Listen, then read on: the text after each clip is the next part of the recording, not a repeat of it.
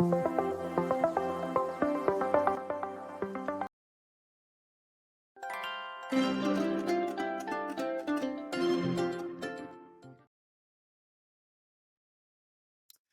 right, welcome everybody. We've got Joe and Sean here from Tantos this week's episode of the Podcast, the world's greatest podcast with the coolest name. This is going to be an interesting episode. We've got a double team here of Joe and Sean. We're here to talk about Tantos puffed pasta chips. This is a really interesting product. Again, just like the past couple episodes, here's a category that needs innovation for sure.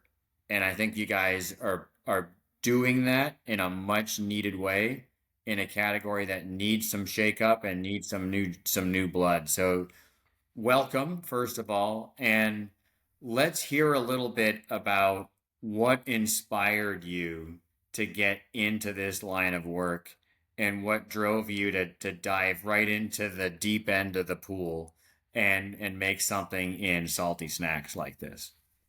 Well, I'm glad you said it was the deep end because I mean, I don't feel like we're in the deep end. I feel like we're in good waters right now.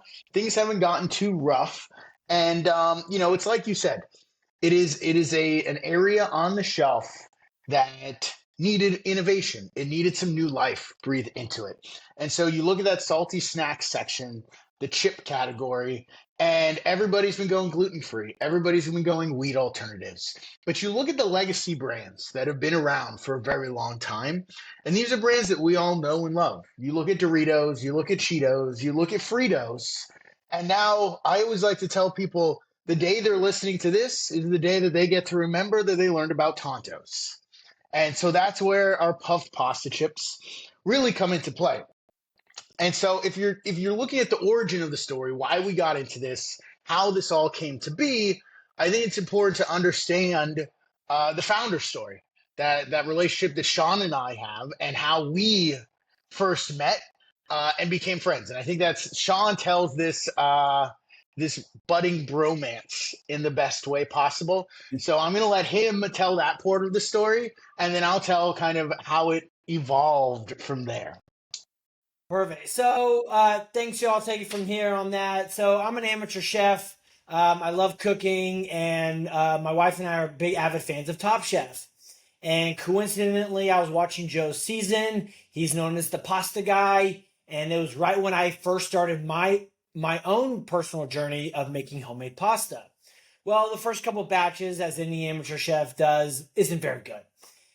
So we were watching the season, watching the episodes, and I was on my phone. I was like, you know what? I'm gonna DM him.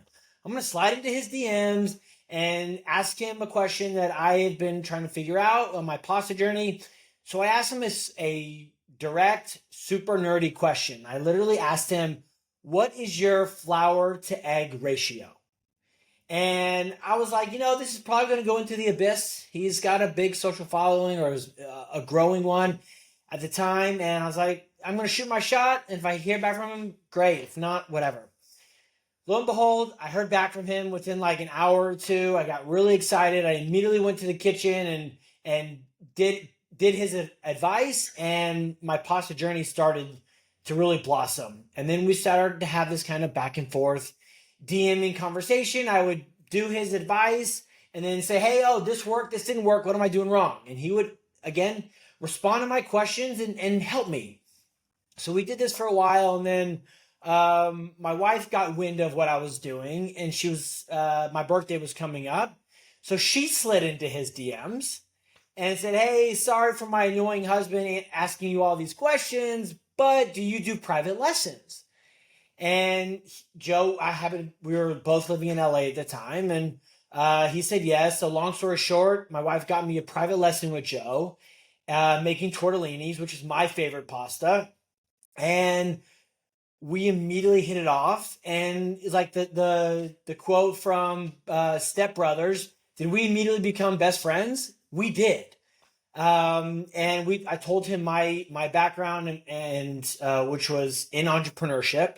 I was on Shark Tank. I've grown a couple businesses, and we literally became best friends. And then he invited me to a pop-up dinner that Joe was doing a few weeks later. And one of the dishes of like the 10, 15 course menu was what Joe called pasta nachos. And it was delayed. It was a one bite of the original Tantos with fonduta and whatever it was.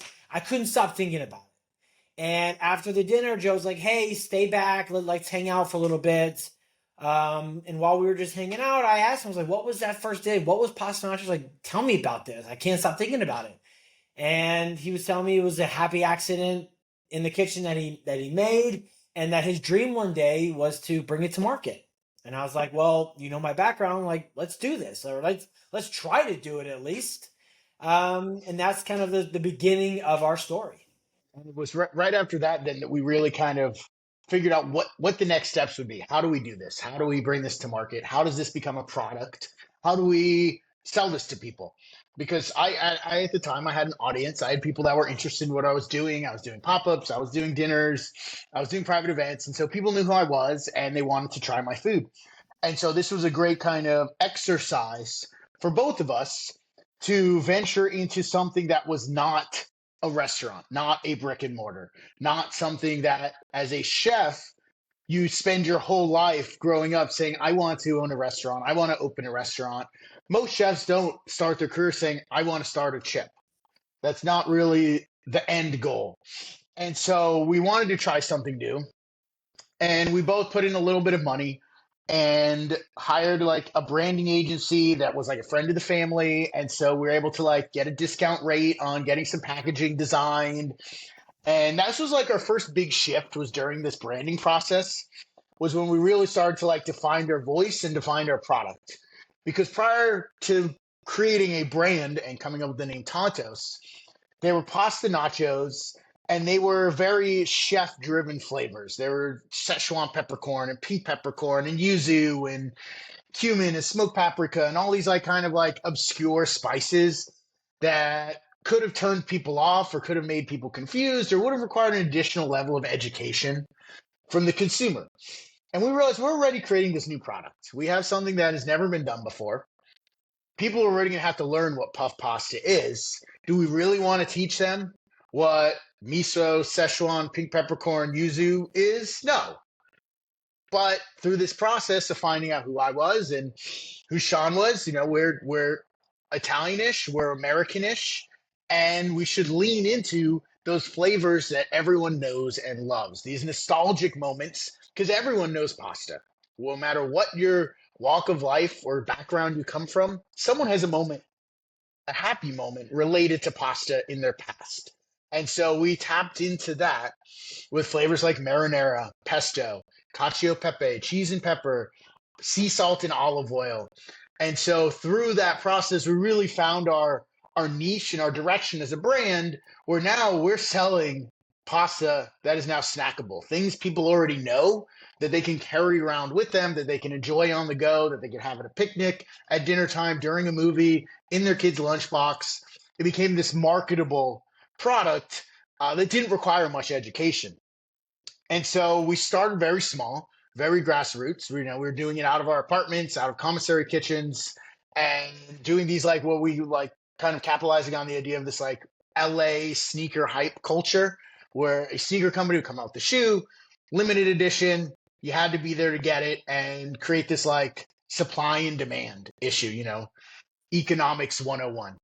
And so I would post on my story, Tantos are for sale, go online and buy them. And the first month, I think we had 400 units, about 100 of each flavor, and we sold out in 12 minutes. And we were like, okay, that was like one post online. That was pretty cool. Let's do it again the next month. We sold out in 9 minutes. We did it again the next month. We sold out in 6 minutes.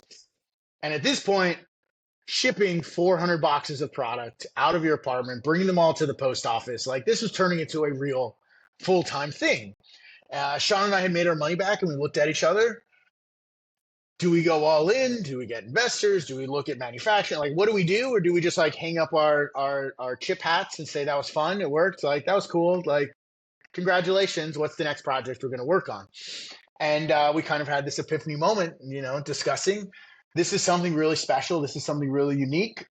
Let's bring pasta to the masses.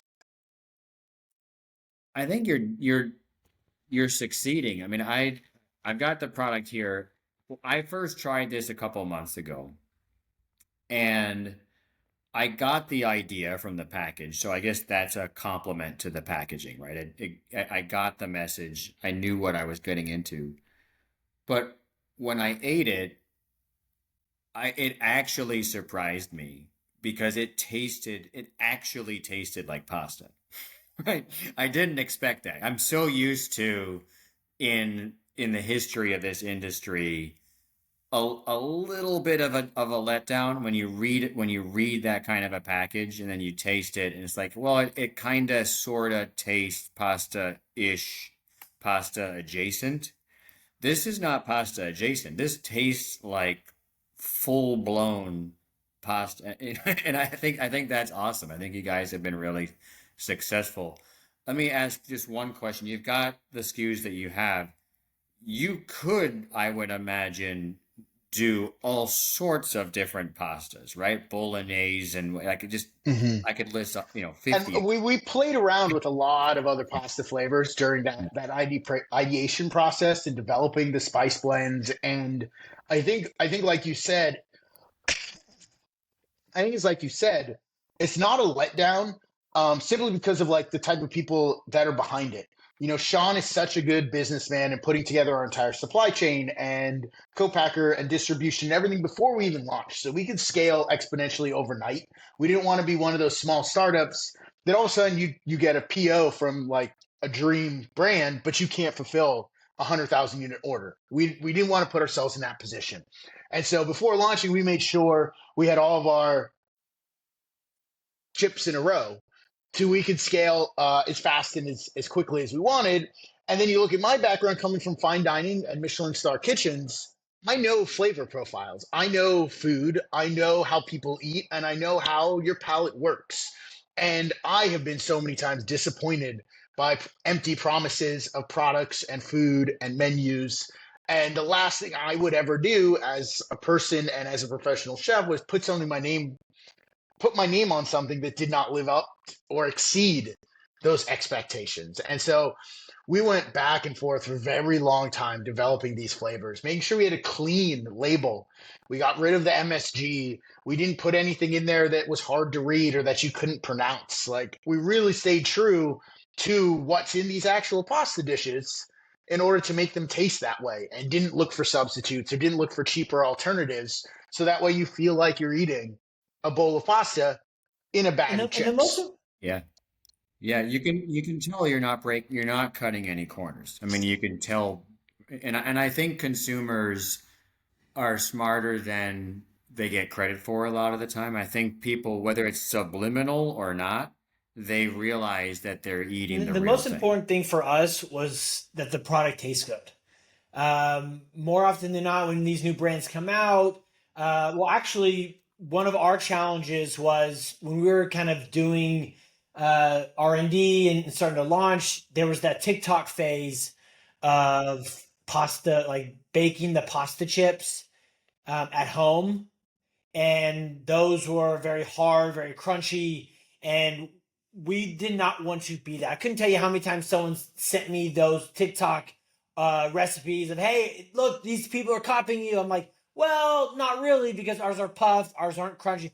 So the taste and the mouthfeel on the crunch was very important to us because we couldn't say we were puffed and then be super dense and want to break our tooth Yeah. when we eat it. So the taste was really important. The mouthfeel and texture was very important to us, and that took a lot of R&D and research to get to that point. And we are the true and only pasta chip. The true definition, flour and water, is pasta, and that is who we are. And that's kind of our ethos. Yeah, I'm excited to see where you guys go next. You're having some success already, so congratulations on that. I'm excited to come back in 5 years and do the sequel to the podcast and see where it went. But good luck to you. Congratulations already. I'm a fan, and I think let's get some more fans out there Awesome. Thank you across the so much. country.